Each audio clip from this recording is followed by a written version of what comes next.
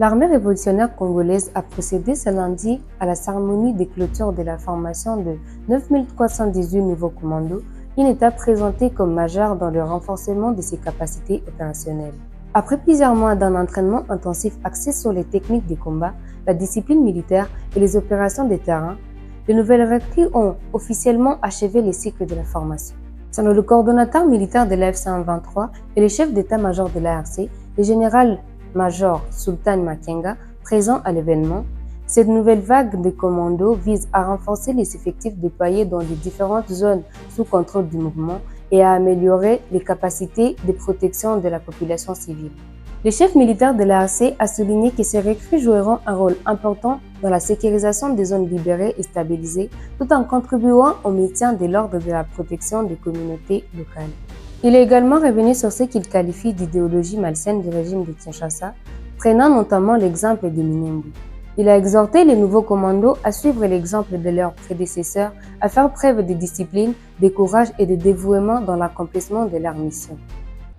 Hii miezi midogo ambayo inapita, miezi 2 au 3, alikuwa ameamua kuua raia wote wa Minembwe, Watusi ambao wanakuwa Minembwe, ambao wanaitwa Nyamulenge. Ni vita mnafanya muda mrefu, amechoma vilaji zao zote, kamaliza, amedestroy ngombe zao, kila kitu ameua, ameharibu. Wote wakakusanyika Minembwe, akaamua kuwakuta huko ili wamalize. Raia hao wamejikamata en charge, na ni uongozi ulikuwa haupo wakawasimamia, wakaingia ndani kikundi cha autodefense ambao wanaita Twirwaneho ili wajipiganie wenyewe. Wamekataa kumalizika kwa wengine ambao walikuwa kwa FARDC hakuja wakawajueni ili wapiganie ndugu zao wasimalizike. Walipata vizuri. Kisekedi akaleta Warundi, akaleta FDLR, akaleta wazalendo ambao wanaitwa wazalendo maimai wote, akaleta FARDC, akaleta ndege, akaleta madrone ili kumaliza hao raia. Lakini sisi kama M23 tumeshika silaha juu ya hiyo. Uongozi wa chama kaamua kwa kusapoti hao raia. Wenzenu ambao walikuwa hapa ambao wamepasi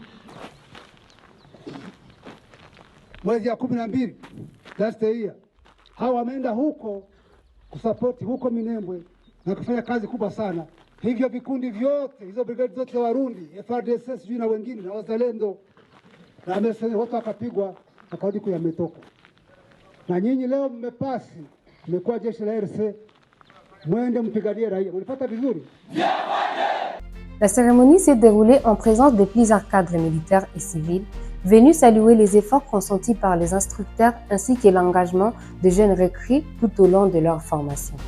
Avec l'intégration de ces 9318 nouveaux commandos, l'ARC attend poursuivre le renforcement des capacités sur le terrain dans un contexte sécuritaire qui demeure marqué par de nombreux défis dans l'Est de la République démocratique du Congo. Pour plus d'actualités, n'hésitez pas à vous abonner.